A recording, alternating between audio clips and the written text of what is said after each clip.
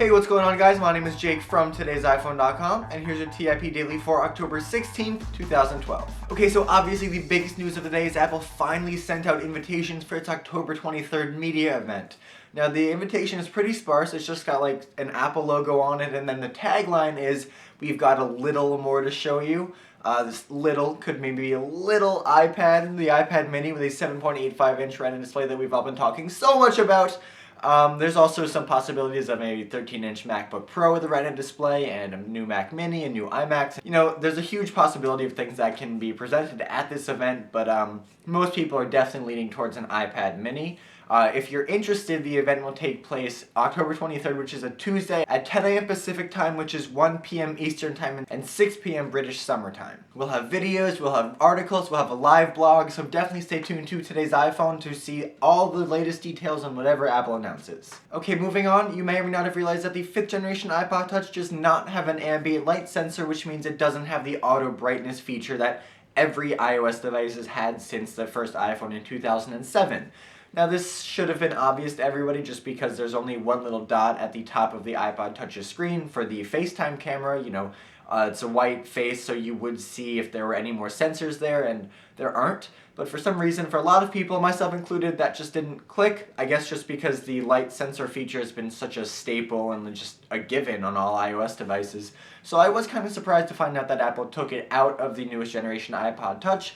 And so was a customer who emailed Phil Schiller asking, what's going on? And he basically responded saying, "Yes, I'm so glad you bought the iPod Touch. It's a great device. It's too thin, so we couldn't put a light sensor in it." And as far as, you know, iOS features go, this is not the biggest one to lose, but it is kind of a bummer, especially with regulating battery life and screen brightness and that kind of thing. iPod Touch customers, is this a big omission for you guys, or do you not really care? Okay, and finally, a Morgan Stanley analyst by the name of Nick Delfas has gone on record saying that Apple could release a T-Mobile compatible iPhone in the US by 2013. Now, these analysts tend to predict a lot of things that people want to hear based on whatever the rest of the market is doing. Apple doesn't usually, or at least hasn't in the past, made decisions based on what the market is doing. Recently, with the bigger screen on the iPhone and the reported iPad mini, that may start to change a little bit. That's just a sign that Steve Jobs is no longer with the company. That being said, there's really no way of knowing if this prediction of a T-Mobile iPhone is legit or not, but hopefully, fingers crossed that it is, just because it kind of sucks that T-Mobile customers are the only ones in the US left out. I mean, there are prepaid carriers all over the country that have the iPhone, and T-Mobile, which is the 4th largest carrier in the US, still doesn't. Okay, well, that's all the big news for today, guys. Thank you very much for watching. Your question of the day today is, what features in your iPhone or iPod Touch would you sacrifice in the name of a sleeker, thinner, sexier device? Would you get rid of a clickable home button in favor of a touch-sensitive one? Would you get rid of volume buttons in favor of on-screen controls? Stuff that, if taken out of a device, could make it thinner.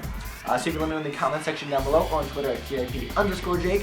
Please don't forget the links to everything I talked about in this video in the description down below, so definitely check those out. And as always, for more news, views, and reviews, don't forget to head over to TodaysiPhone.com.